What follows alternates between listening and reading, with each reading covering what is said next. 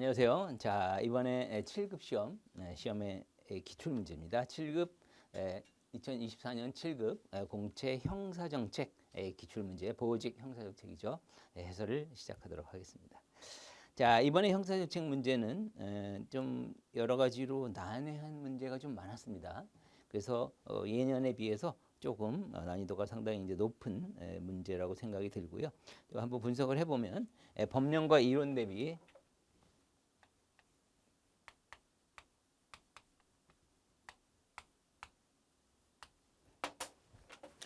여기 법령에서 15문제, 이론에서 10문제 이렇게 출제가 됐고요. 법령에서는 가장 많이 출제된 게 소년법. 소년법에서 4문제 나왔고, 그 다음에 보호관찰법 3문제. 그 다음에 보호소년처우법에서 나왔죠. 보호소년처우법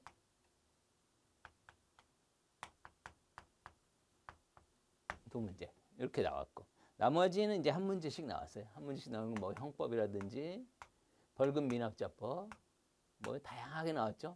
그다음에 치료감호법, 스토킹, 범죄자 처벌법, 요 최근 들어 매년 한 문제씩 나오고 있죠. 전자장치 부착법도 있고, 약간 좀 특이한 게 신상공개, 중대범죄자, 특정 중대범죄 신상공개에 관한 법률, 이게 잘 나오지 않던 법이 또 이제 새롭게 출제가 됐습니다. 이렇게 다양하게 여기서 이제 한 문제씩 이런 식으로 출제가 됐고요.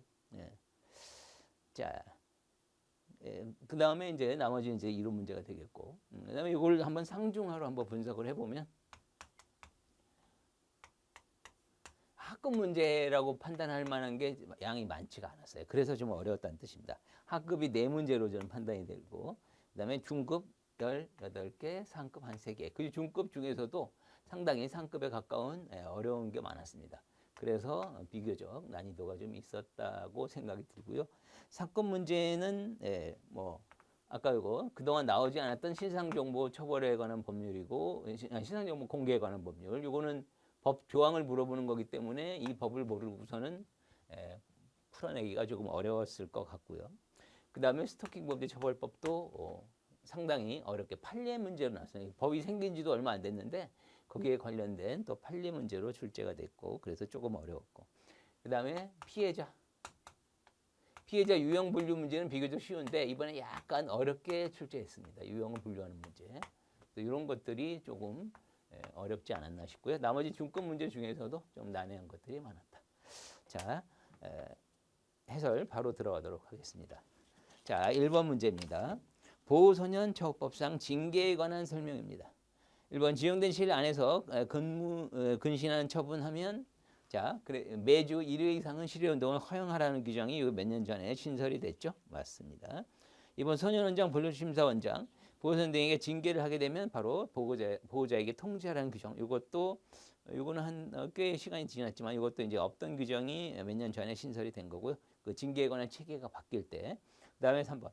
소년원 분류심사원, 보호소년 등 징계처우위원회 구성할 때 심의 의결 사안 비밀 유지하기 위해 민간위원 제한된다. 보호소년에 대해서 처우 징계를 하는 거기 때문에 처우 징계위원회. 그래서 민간위원을 참여하도록 교정의 이런 보호소년에 대한 처우나 징계의 투명성을 고려하는 거죠. 그래서 우리 법에 아예 명시적으로 민간위원은 1명 이상으로 한다 규정이 있기 때문에 제한되는 게 아니라 민간위원을 반드시 참여하게 돼 있어요. 정답이고. 4번. 지정된 시일 안에 근신하는 징계를 받았다. 이때 면회가 아주 제한적으로만 허용이 되죠. 그 면회는 상대방이 변호인이나 보조인, 보호자일 때 한정해서만 허가할 수 있다. 평상시 강조를 많이 했던 내용입니다. 자, 2번. 보호관찰 등에 관한 법률상 보호관찰 심사위원회에 대한 설명으로 옳은 것만 고르면. 자, 옳은 것은 기억 리을입니다. 기억 보면 보호관찰법에 따른 가석방 취소에 관한 사항, 그죠? 바로 위원회의 심의 사항이죠. 관장 사무. 니은 검사가 보호관찰 선도 조건 공소제기 유예하고 위탁한 선도 업무, 선도 조건부 기소유예 업무를 관장하는 것은 보호관찰소에서 할 일이죠. 위원회에서 할 일이 아니죠. 위원회는 주로 어떤 것 심의 의결 결정하는 기구고, 여기는 이런 내용을 집행하는 것은 보호관찰소입니다. 선도조건부 기소유예 보호관찰소. 그다음에 디귿 위원은 판사, 검사, 변호사, 교도소장, 소년장, 경찰서장, 보호관찰 지식 경험이 풍부한 사람 중 보호관찰 소장이 임명위촉? 틀렸죠? 누가 임명위촉한다 나오면 거의 10중 8구 법무부 장관이죠. 아마 그걸 보고도 여러분 곤란할 수 있었을 것 같고 나열된 사항 중에 경찰서장은 또 포함이 안 됩니다. 그 대상 중에. 그리고 임명위촉권자는 법무부 장관이고. 그래서 디귿 틀렸고. 리얼 위원 중 공무원이 아닌 사람이 형법 공무상 비밀 누설죄와 각종 뇌물죄와 관련해서는 공무원으로 본다. 공무원으로 보고 처벌하겠다는 의제 규정이 존재합니다. 자, 그래서 2번 답이고요. 자, 3번 암수범죄에 관한 문제입니다. 이런 문제는 비교적 쉽죠.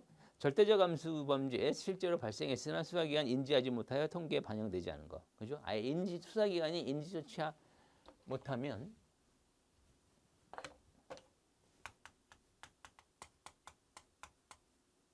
수사기관에 인지조차 못한 경우가 절대적 암수범죄고 범죄.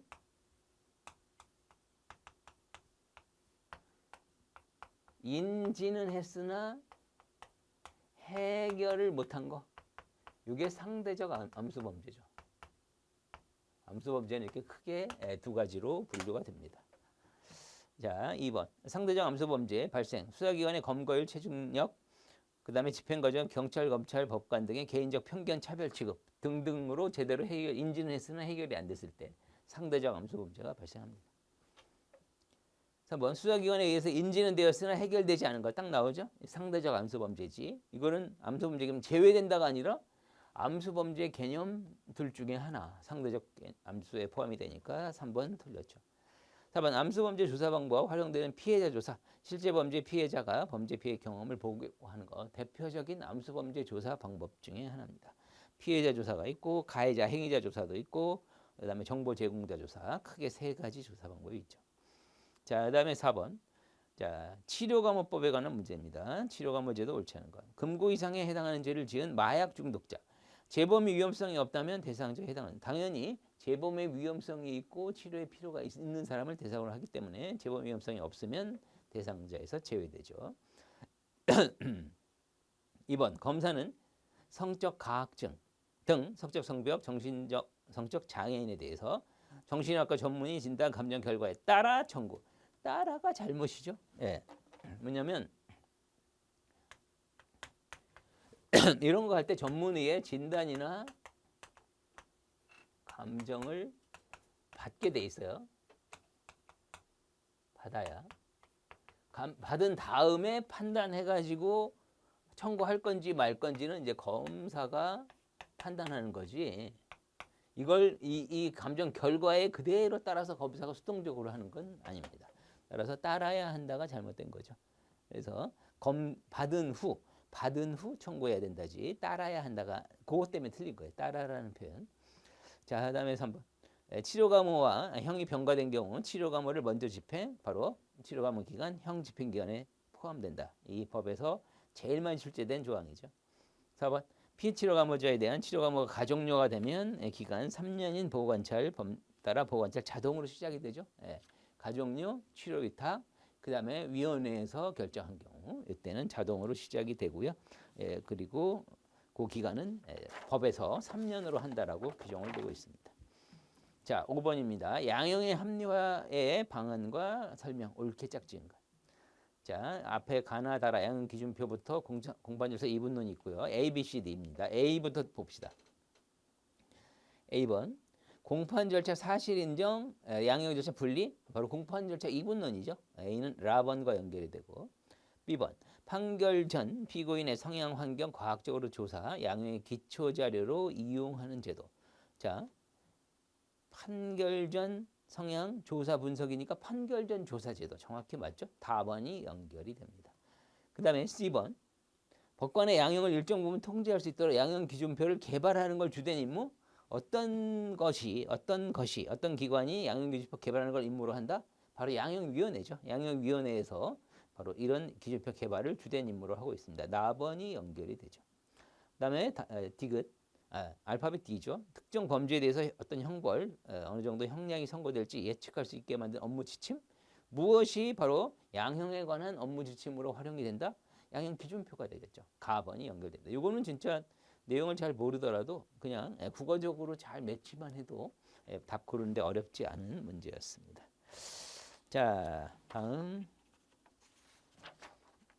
6번이죠. 자, 6번이 조금 제가 난해한 문제의 상급 문제라고 했는데 특정 중대범죄 피해자 신상정보 공개법입니다. 이거는 평상시에 출제가 되지 않았던 법 조항을 물어보는 거기 때문에 좀 어려울 수 있었습니다. 신상정보 공개에 관한 설명으로 옳지 않은 것. 1. 수사 재판 단계에 신상정보 공개에 대해서 다른 법률의 규정에도 불구하고 특정 중대범죄 피해자 신상정보 공개법을 우선 적용. 아무래도 이런 경우에는 이런 우선 적용 제도가 특별법 우선 적용 제도가 있겠죠. 잘 모른다고 치고 한번 해설을 여러분들이 읽어낸다면. 그다음에 2번 특정 중대범죄 사건 피해자가 미성년인 경우는 신상정보 공개하지 않는다. 미성년자의 어떤 장래 보호를 위해서 신상정보를 공개하지 않는 것은 우리 뭐 소년법이나 다른 법을 취지를 보더라도 아마 이 정도는 옳은 지문으로 파악할 수 있었을 것 같고요. 3번 검사와 사법경찰관 피해자 얼굴 공개하기 위해 필요한 경우 피해자 식별할 수 있도록 얼굴 촬영하고 피해자에 따라야 한다. 이건 실제 우리 뉴스를 보시면 신상정보 공개하는 걸 많이 다루고 있기 때문에 이것도 옳은 지문일 가능성이 높죠.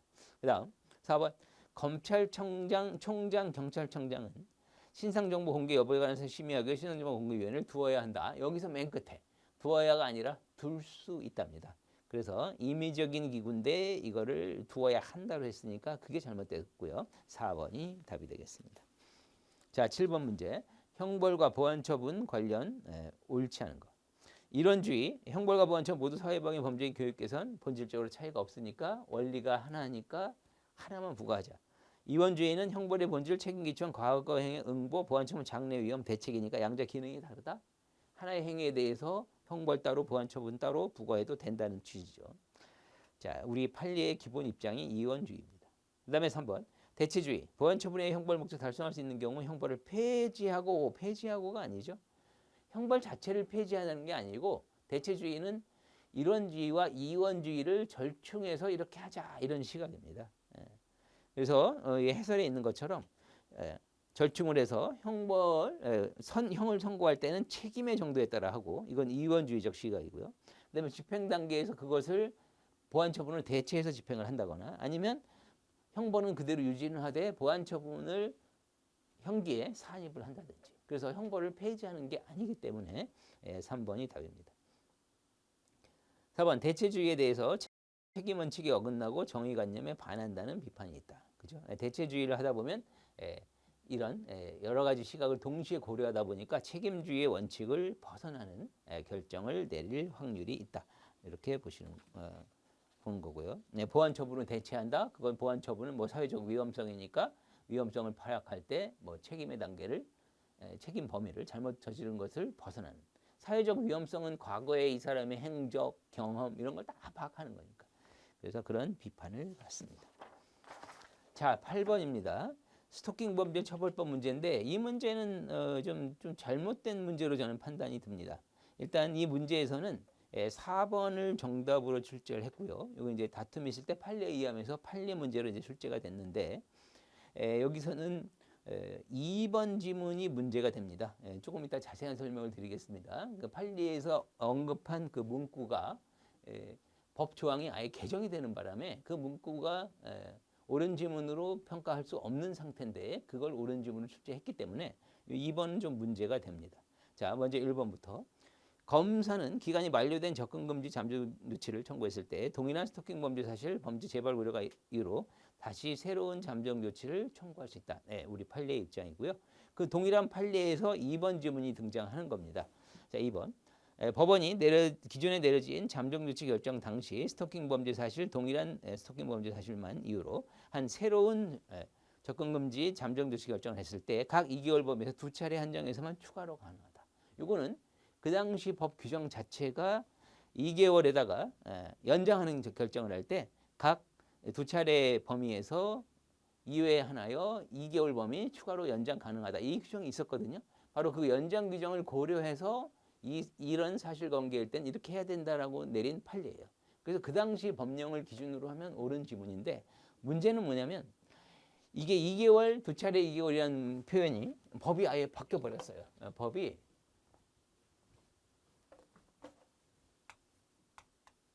2개월 하고 추가 연장할 때는 두 차례 하나요? 2개월. 이 규정이 있었기 때문에 그걸 근거로 그 조항이 연장 규정이 이렇게 있으니까 이 사안에서 이렇게 해석해야 된다라는 판례였고요. 요 판례가 2023년 초에 나왔던 판례인데 7월 달에 바로 몇 개월 후에 법이 개정이 돼서 이 조항이 3개월 그다음에 연장할 때 두 차례 한정하에 3개월. 그러니까 숫자가 바뀌어버린 거예요.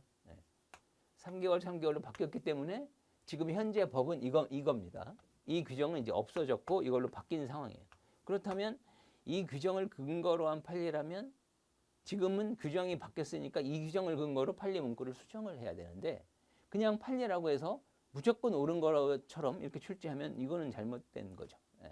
왜냐하면 맨 끝에 이렇게 생각하시는 분도 있어요. 다툼이 있을 때 판례에 의함이니까 판례 문구대로 하면 무조건 옳은 거 아니냐.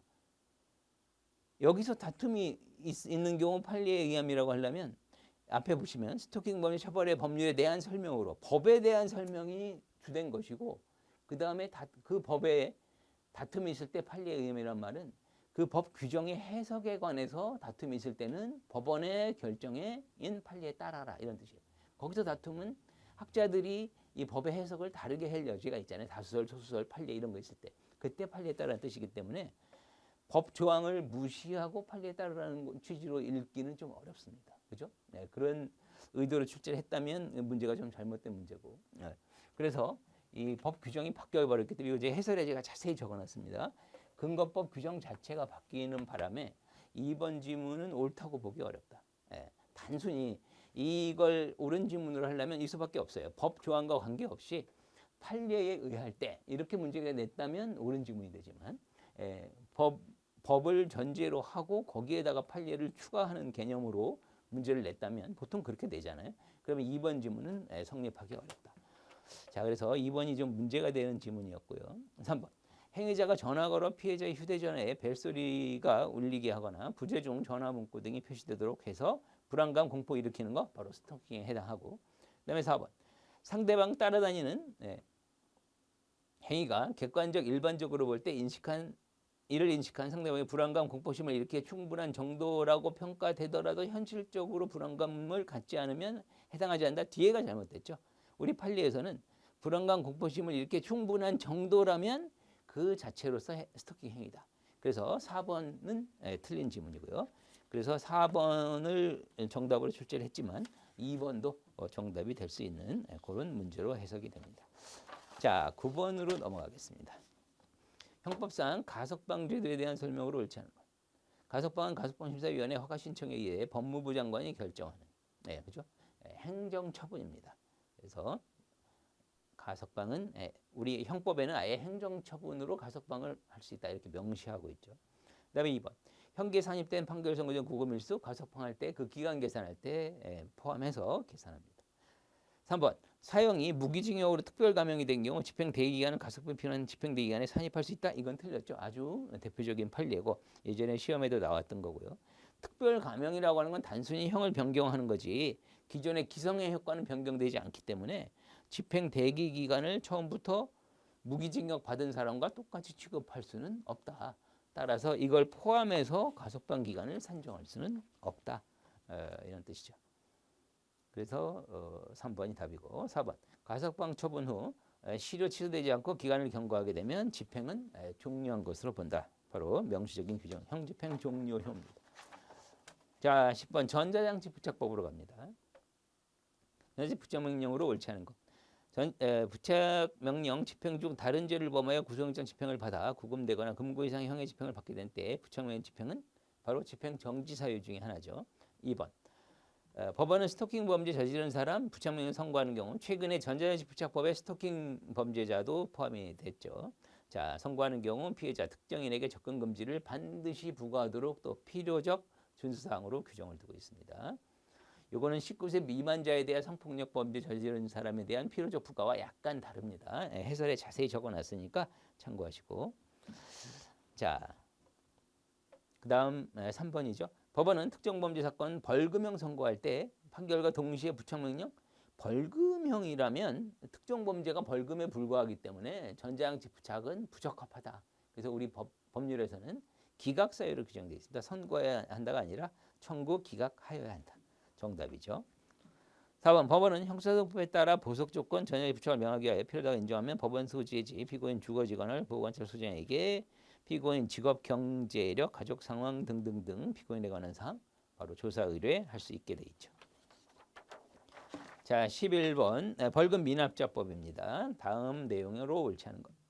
500만 원의 벌금형 선고와 동시에 완납할 때까지 노역장 유치를 받았다? 그러면 일단 노역장 가야 되기 때문에 시설에 구금이 돼야 되기 때문에 검사에게 신청할 수 없는 사람이죠. 그 다음에 2번 사회봉사 신청인이 정당한 이유 없이 검사 출석 요구 자료 제출을 거부했다?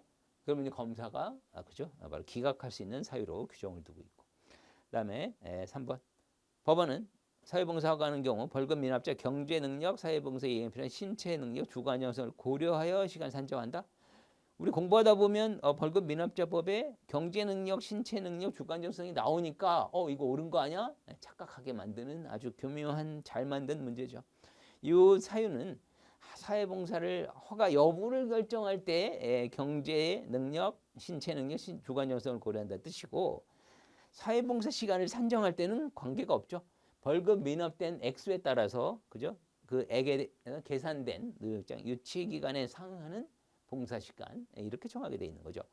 벌금을 못 내서 거기에 따라서 노역장 유치를 대신해서 사회봉사를 하는 거기 때문에 벌금 미납액에 따른 노역장 유치 기간에 상응하게 사회봉사 시간을 산정하게 돼 있습니다.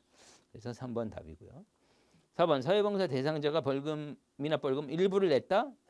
검사는 법원이 결정한 봉사 시간 미납 벌금에 상응하는 시간 공제하는 방법으로 남은 사회봉사 시간 다시 산정하고 그 다음에 거기에 대해서 대상자 집행중인 보호관찰 소장에게 알려주게 돼 있죠. 자, 다음 12번으로 갑니다. 보호소년처법상 보호소년 등의 수용 보호에 관한 설명입니다. 보호소년이 사용하는 목욕탕, 세면실, 화장실, 전자장비를 설치하여 운영할 때 자해 등의 우려가 큰데 뭐가 잘못됐죠? 자해 등의 우려가 큰데란 말 나오면 전자 영상 장비죠. 그거를 영상자를 살짝 빼서 그래서 전자 장비가 아니고요. 전자 영상 장비. 쉽게 말하면 CCTV로 24시간 추적 관찰하는 거는 함부로 설치하면 안 되고 자해 등의 우려가 큰 때만 큰 자가 포인트입니다. 큰 이때 설치할 수 있어요. 1번이 답이죠. 2번 소년원장 비행 집단 교제에 의심할 만한 상당한 이유가 있다면 면회 불허할 수 있고 3번 소년원에 근무하는 간호사, 야간 공휴일 등 의사 진료할 수 없는 경우 대통령 정하는 경면 의료행위 바로 형집행법과 유사한 규정이 있고요. 4번 소년원장 보호소년 및 보호교정교육에 지장이 있다고 인정하는 경우 보호소년의 편지는 왕래 제한 내용 검사할 수 있는데 변호인과 주고받는 편지 같은 경우에는 절대적인 보호를 받으니까 제외죠. 13번 통제 이론에 대한 설명으로 옳지 않은 것입니다. 라이스 개인 통제, 사회 통제의 실패가 범죄 원인. 그래서 가족 1차 집단의 역할 수행. 그래서 1차 집단의 어떤 효율적인 역할을 통해서 통제 능력을 향상시켜야 한다는 라이스의 견해. 레클리스 대부분 사람이 수많은 압력 요인에도 불구하고 범행에 가담하지 않고 수는 상태 유지하는 이유의 하나 사회 과정에 형성되는 내적 통제다. 그래서 이 범죄 유발 요인, 압력 요인은 유발 요인이 되겠고요. 그 다음에 수능한 상태 유지하는 것은 차단 요인이죠. 범죄 차단 요인 중에서 내적 요인이 그 중에 하나입니다. 내적인 통제 능력. 그 다음에 3번.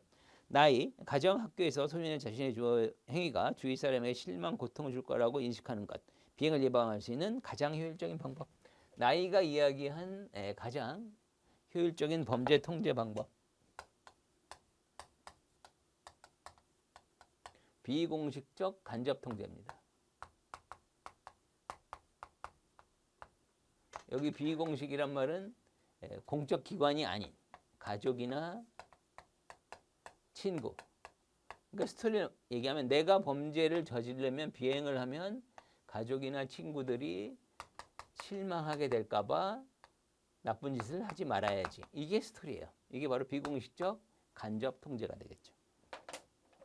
자, 그 다음에 4번 허쉬 전념 참여의 결과물로 장래 목표 성취 추구에 관한 관심 열망이 강한 경우에 범죄 비행 감성 전념은 참여의 결과물이다라는 이 표현 자체가 잘못됐죠.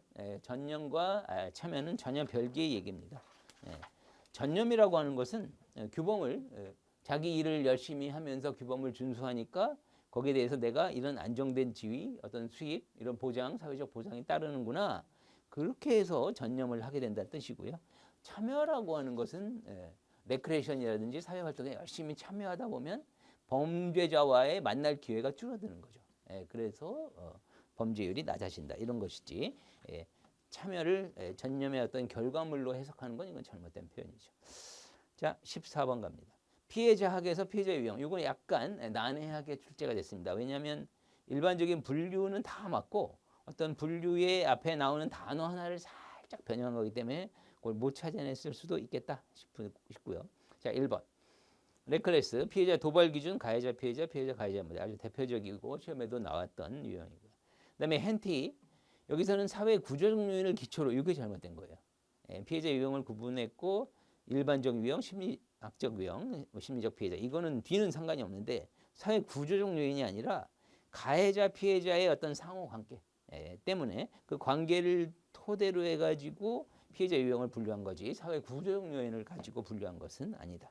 그래서 가해자 피해자 뭐 정신 심리적 상황이라든지 이런 것들을 근거로 해서 분류했으니까 무엇을 기초로 분류했느냐가 잘못된 표현이고요. 3번 맨델존 하면 유책성이죠. 피해자가 범죄에 어떤 역할을 했느냐, 피해자 유책의 개념, 피해자의 책임의 정도에 따라. 그다음에 엘렌베르거 심리학적 특성 기준으로 했죠. 잠재적 피해자, 일반적 피해자.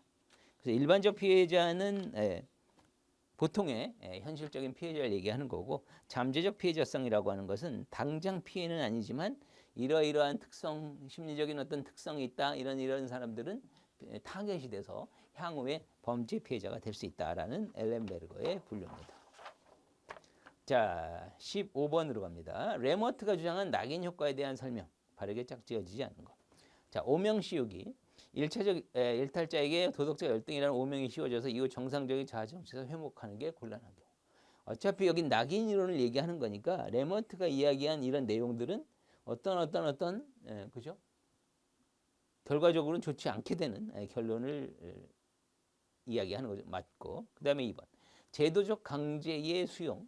공식적으로 처벌받게 되면 스스로 합리적, 독자적 사고를 하지 못하게 되고 사법기관 판단을 수용할 수밖에 없는. 그래서 이런 지위에 처하게 된다라는 거죠. 그다음 3번이 답인데 부정적 정체성의 긍정적 측면. 이 용어에는 긍정적이라는 단어가 있지만 좋다는 뜻은 아니에요. 여기 이 문장에서는 1차적 일탈자는 자신에 대한 부정의 평가를 거부하는 과정을 통해서 긍정적 정체성을 형성한다라고 돼 있는데 이거는 전혀 관계가 없는 표현이고요. 해설에 있는 것처럼 형사사법기관이 일탈자에 대해서 너는 도덕적 열등하야 뭐 이런 식으로 해서 부정적 정체성을 부여합니다. 근데 이걸 가지고 거부하는 게 아니라 오히려 지문에서는 거부하는이라고 돼 있는데 거부하는 게 아니라 오히려 수용을 해. 그걸 나 열등하야라고 수용을 하게 되면 얻게 되는 이익이 있다 이거예요. 내가 잘못한 걸 죄책감이 좀 줄어든다든지 이런 이득이 있기 때문에 그런 부정적인 표현에 대해서 그대로 수용하게 되는. 그래서 수용해서 자기가 어떤 이익을 추구하게 되는 어떤 유리한 점, 바로 긍정적 측면이라는 그런 의미입니다. 그래서 3번이 답이 되겠고요.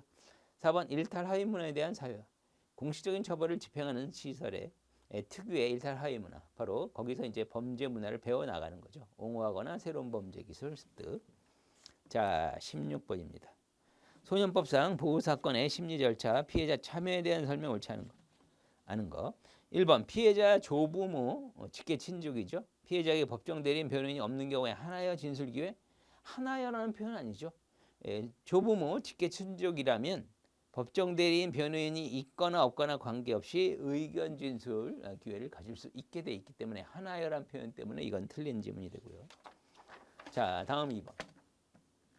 피해자 변호인 의견 진술 신청했으나 신청이 이미 심리 절차 충분히 다시 진술할 필요가 없다고 인정이 됐다면 이때는 예외적으로 진술 기회를 주어지지 않을 수 있고요. 3번. 소년법 판사 피해자 보호 품행 규정을 위하여 필요한 경우 피해자의 화해 권고 바로 누구의 권한이다? 판사의 권한이고요. 4번 소년법 판사 화해 권고에 따라 그대로 화해했다? 그 소년에 대해서 보호처분 결정에 고려할 수 있다. 이 문장 중요하죠. 예, 옳은 지문으로 출제됐습니다.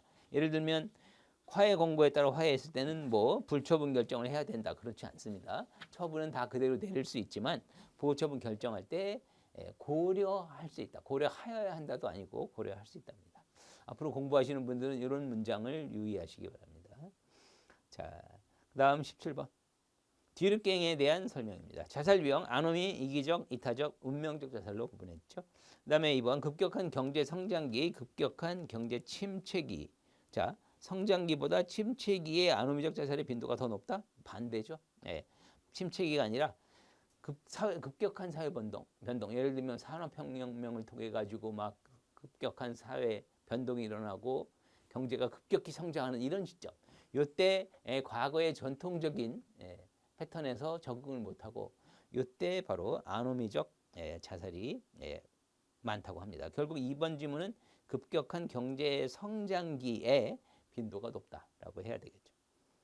3번 범죄는 이에 대한 제재, 비난을 통해서 사회 공동의식을 체험할 수 있도록 함으로써 사회유지 존속의 중요한 역할. 그래서 오히려 범죄가 이런 사회유지 존속에 도움이 된다라고 해석한 뒤늦갱이죠. 그다음에 4번 객관적 범죄 개념은 없고 특정 사회의 형벌이 집행 대상으로 정의된 행위 바로 범죄다. 그래서 상당히 범죄 개념을 한정적으로 설명하고 있습니다. 뭐 그 사회의 일반적인 집합의식이 아닌 의식 속에 강력히 새겨진 명백하게 인지된 집합의식을 위반한 것이다. 이런 표현을 합니다. 자, 13번 문제로 18번 문제로 갑니다. 범죄 원인론으로 옳은 것만 모두 고르면. 자, 여기선 2번이죠. 기억, 니은, 디귿이 옳고 리을만 틀렸죠. 틀린 리을번 먼저 볼까요? 따르듯 학습 이론에 따르면 사람들이 왜 범죄를 저지르는가에 대한 질문보다 누군가 범죄에 순응하며 합법적인 행동하는가? 이거는 허쉬의 사회 유대 이론에서 왜 범죄를 저지르지 않고 순응하는가? 바로 사회 유대 관계가 존재하기 때문에 허쉬 이론이고요. 따르드 같은 경우에는 모방 등을 통해서 이렇게 해서 학습을 통해서 범죄가 이루어지지. 왜 범죄가 이루어지는가를 설명한 거기 때문에 리을이 틀렸죠. 자, 기억반 서들랜드. 차별적 교제 이론에 따르면 범죄에는 학습이 되고 법 위반에 따른 우호적 정의, 비우호적 정의. 바로 우호적, 범죄에 대해서 우호적으로 생각했을 때 정의를 내릴 때 개인 비행은 나타난다. 니은 베커, 낙인 이론. 일탈자 낙인, 사회의 지위를 대변하는 바로 베커의 주지위 매우 유명하죠. 시험에도 여러 번 나왔습니다. 다른 사람들이 원활한 상호작용이 부정적인 사회적 지위로서의 영향을 주는 거죠. 머튼, 아노미 이론. 아노미 상태 개인의 적응 방식 혁신형이 제일 문제가 되죠. 바로 혁신형 하면 문화적 목표는 수용화돼 제도화된 수단은 거부. 여기 지문에 그대로 나왔죠. 우리 플러스 마이너스 개념으로 얘기하죠. 문화적 목표는 수용화돼 제도화된 수단은 거부하는 유형. 이게 이제 혁신형이죠. 이게 뭐 동조형, 혁신형, 의례형에 따라 다 달라지니까 여러분 아마 공부를 다 해 놓으셨을 겁니다. 공부가 아직 부족하신 분들은 이제 그런 거를 챙기셔야 되고요. 그 중에 혁신형이 제일 문제되기 때문에 주로 혁신형 문제의 비율이 상대적으로 높습니다. 그래서 여러분들이 기출에 어떤 경향을 파악을 하면 나오더라도 얘가 좀 더 많이 나오겠구나 이런 아마 느낌을 가지실 수 있을 거예요. 그게 이제 여러분들이 문제를 판단하는 내공 내지 실력이 되는 거죠. 자, 그래서 기억니은 디귿 맞고 리을번만 틀렸다. 자, 19번입니다. 소년법상 보조인 선임, 국선 보조인에 대한 설명. 옳은 것만 고르면 여기 니은, 리을이 옳은 거고요. 그러면 기억 디귿이 틀렸죠. 자, 기억번부터. 사건 본인 보호자 변호사를 보조인으로 선임할 때 소년법 판사의 허가 필요 없죠. 보호자는 해야 될 의무가 있고 변호사는 직업적으로 하는 거기 때문에 허가 없이 할 수 있다는 규정이 있죠. 니은.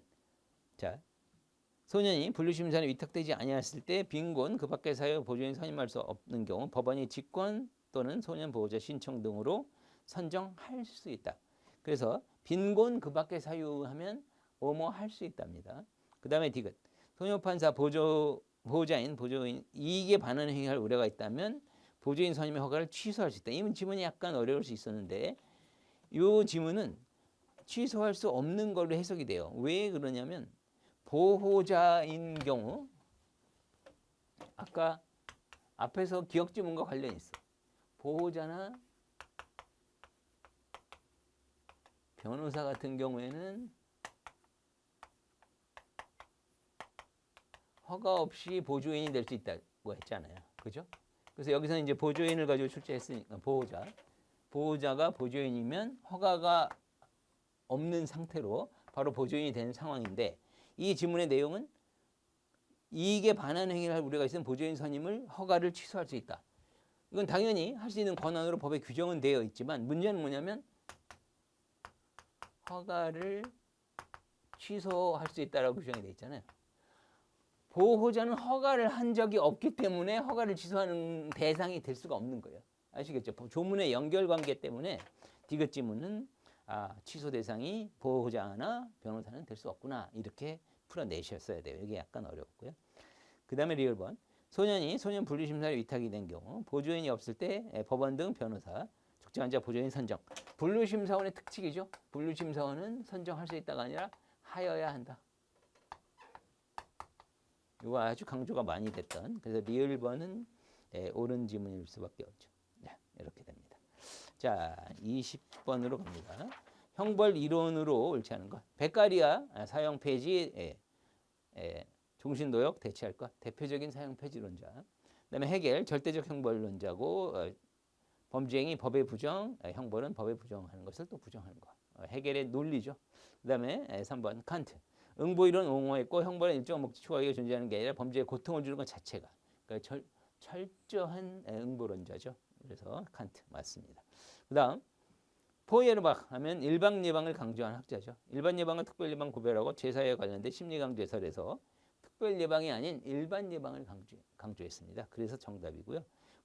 심리 강조해설이 뭔지를 이해하면 되게 쉬운데 그걸 모르면 헷갈릴 여지도 있었겠죠. 자, 포이에르박 같은 경우에는 형법에 이렇게 이런 잘못을 저지르면 이렇게 처벌한다는 규정을 두고 그걸 그대로 엄격하게 집행을 하게 되면 누구로 하여금? 일반인으로 하여금 일반인에 대해서 나쁜 짓을 하면 저렇게 되니까 나쁜 짓 하지 말아야지. 일반인에 대해서 심리를 강제해서 범죄를 예방하는 효과가 있다. 그런 뜻이에요. 그러니까 일반 예방이 주로 강조되는 부분이 됩니다. 4번이 정답. 21번 소년범죄 형사처분 옳지 않은 것. 검사가 보호처분에 해당한다고 인정하여 소년부에 송치하였으나 소년부가 금고 이상의 형사처분할 필요가 있다 해서 그럼 검사에게 다시 송치를 하는데 이때 검사가 그걸 또다시 소년부에 보낼 수는 없죠. 무슨 얘기냐면 검사는 보호처분이야. 소년부에서는 얘는 형사처벌해야 돼. 계속 왔다 갔다 하면 안 되니까 검사가 보냈어도 소년부에서 다시 보내게 되면 더 이상 검사는 또다시 소년부에 보낼 수는 없게 돼 있다. 이 규정이고요. 2번 소년 형사사건 소년에 대한 구속영장 부득이한 경우에는 발부할 수 없게 돼 있고 여기 우리 소년법 규정이고 모든 형사사건 필요적 변론 이거는 형사소송법상 미성년자 같은 경우에는 피고인이 미성년자일 때 필요적 변론 사건으로 규정을 두고 있죠. 자, 3번 소년이 법정형으로 장기 2년 이상 유기에 해당하는 죄를 범했을 때 소년이 선고할 수 있는 것 장기형 2년 이상 유기형이면은 부정기형 할 때는 장기형 10년 초과할 수 없고 그 다음에 단기형 5년 초과할 수 없다는 규정이죠. 근데 끝에가 잘못됐죠. 소년에 대하여 무기형으로 처할 경우 소년에 대해서도 무기형을 선고할 수 있습니다. 그때는 장기형의 상한이 15년이 되는 이게 잘못된 거예요. 왜 잘못됐냐면 이것도 법의 흐름을 정확히 알아야 되는데 18세 미만의 소년일 때 사형이나 무기에 해당이 되면 얘는 선고할 수 없고 그 대신 15년 유기징역으로 한다. 이게 소년법 규정이죠. 이걸 유사하게 변형해서 출제한 지문인데 문제는 뭐냐면 여기선 그냥 무기형으로 처할 경우에 장기형의 상한 이거는 그냥 소년에 대하여가 이것 때문에 잘못된 거예요. 소년은 18세 미만이 아닌 소년이 누가 있죠? 딱 만 18세. 19세 미만이 소년이니까 만 18세인 소년이라면 사형이나 무기 선고가 가능한 거죠. 그래서 이때는 뒤로 갈 이유가 없지. 이러고 끝나는 거예요. 그래서 18세인 소년에 대해서 무기징역을 선고할 수 있기 때문에 그럼 당연히 무기형이니까 뭐 상한 15년이란 말이 연결이 안 되는 거예요. 그것 때문에 3번이 잘못된 지문입니다. 그러니까 법을 요 사례에 맞게 분석해서 대입을 해야 되니까 이런 것들이 조금 난해하죠. 자, 4번. 판결 선고 전에 분류심사를 위탁이 됐을 때 위탁기간 전부 유기징역 금고 벌금 과료의 유치기간 전부를 산입하게 돼 있죠. 예전에는 전부 또는 일부였다가 또는 일부가 위헌 결정 나서 전부 산입되는 걸로 운영이 됩니다. 자, 그 다음 22번이죠. 소년법상 조사 분류심사 옳지 않은 거.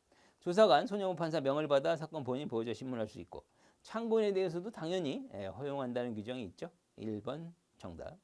자, 2번 소년법 판사 조사에 필요한 경우 기일을 정하여 보호자 참고인 소환 정당한 섭씨 응하지 않으면 동행영장 맞고 3번 조사관이 범죄 사실 소년을 조사할 때 미리 분리진술 거부권 고지하고 4번 소년법 판사 소년 분리심사를 위탁하는 조치했을 때 위탁기간 1개월 초과하지 못하게 돼 있죠. 그 다음에 필요한 경우 1회까지 연장. 이게 바로 병원 요양선이 뭐 이렇게 기타 기관 분류하면 분류심사원과 그 외에 위탁했을 때 분류심사원은 1개월에다가 연장 1회 하나여 가능하니까 1개월까지 추가할 수 있어요. 이렇게 되는 거고 그 외에는 뭐 병원 요양선이 등에 위탁하는 거 3개월에다가 1회 하나여니까 3개월 추가. 이 차이가 있죠. 이것도 많이 평상시 강조하던 내용입니다. 자, 23번. 코엔이 규정한 비행 하위 문화.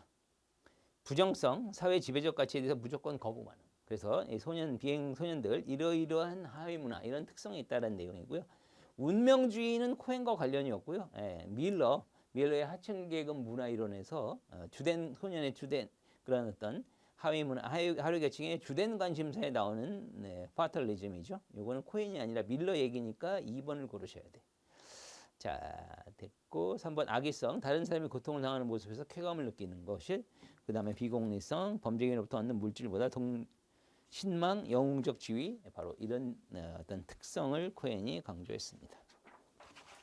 24번 보호관찰 등에 관한 법령상 갱생보호제도 갱생보호 방법 숙식 제공은 연장 기간을 포함하면 18개월을 초과할 수 없다. 잘못됐죠?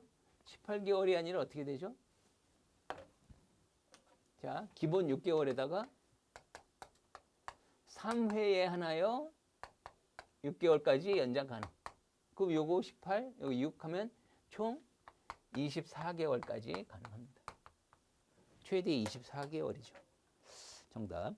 그 다음에 2번 갱생보호 신청, 갱생보호사 허가받은 자, 공단, 그리고 보호관찰 소장 세 군데에다가 신청할 수 있습니다.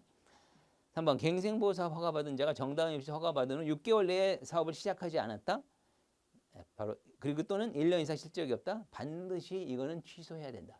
그러니까 취소나 사업 정지 사유가 쭉 나열되어 있는데 그중에 요거 1년 이상 허가받은 후 6개월 내에 안 하거나 1년 이상 실적이 없는 경우. 그 다음에 부정한 방법을 허가받은 경우 이게 1호, 4호인데 요거 두 개는 반드시 취소하게 되어 있습니다. 4번 갱생보호 대상자가 자신의 친족, 연고자 등으로부터 도움받을 수 없거나 도움만으로 충분하지 않은 경우에 하나요. 갱생보호 원래는 자기가 알아서 먹고 살아야 되죠. 근데 도저히 이런 도움도 받지 못하고 어려운 상황이 있을 때 국가가 도와주는 제도니까 이런 규정을 두고 있죠. 자, 25번입니다. 보호관찰이 가능한 기간. 형의 선고 유예하면서 보호관찰 명받은 자 딱 1년으로 규정하고 있죠. 2번 소년법 판사 장기 보호관찰 받고 보호관찰관 신청으로 연장이 됐을 때 최대 4년 불가능하죠. 왜? 장기 보호관찰은 소년법에 단기 보호관찰이 있고 장기 보호관찰이 있고 단기는 그냥 1년으로 한다. 그리고 연장 규정이 없고 딱 끝나는 거고요. 장기는 2년에다가 보호관찰관 신청으로 몇 년 범위에서 1년 범위에서 그러니까 최대 1년까지만 추가하니까 결국 최대 기간은 4년이 아니라 3년까지 가능하죠. 자, 그래서 2번 잘못됐고요. 3번 가정폭력범죄 처벌특례법상 보호처분 보호관찰 받고 법원의 결정 기간 변경 합산 1년 최대 1년이고 성매매 알선행위 처벌법도 똑같아요. 보호관찰 명령 법원의 결정 기간 변경이 됐을 때 합산 1년. 3번 4번 같은 경우는 각각 개별법에 규정이 된 거고요. 가정폭력범죄 처벌법이나 성매매 알선행위 처벌자 그러면 이 법의 세부 규정을 우리 공부해야 되느냐? 그럴 필요까지는 없을 것 같습니다. 왜냐하면 요거는 보호관찰 기간 중에 1번, 2번은 당연히 알아야 될, 그죠? 기본적인 보호관찰법이나 소년법 문제니까. 2번 내용, 이런 걸 주로 변형을 해서 출제를 하고 있기 때문에 이런 거는 그냥 기출을 통해서 아, 이런가 보다 하고 넘어가셔도 될 것 같습니다. 자, 이렇게 해서 해설을 끝 마쳤는데, 중간중간에 요소에 좀 하급 문제의 비중은 좀 적고, 서두에 얘기한 것처럼 중급 문제, 중상급 문제의 비중이 상당히 많았기 때문에, 그래서 전체적으로는 난이도가 꽤 높은 시험 문제였던 것으로 생각이 듭니다. 그래도 이러이러한 최근의 경향을 좀 반영을 해서 앞으로 학습을 하셔야 되겠고요. 올해 시험 보신 분들은 좋은 결과 있기 바라고, 또 다음 시험을 준비하시는 분들은 이런 경향을 충분히 반영을 해서 철저한 대비를 하시기 바랍니다. 이상 강의를 마치겠습니다.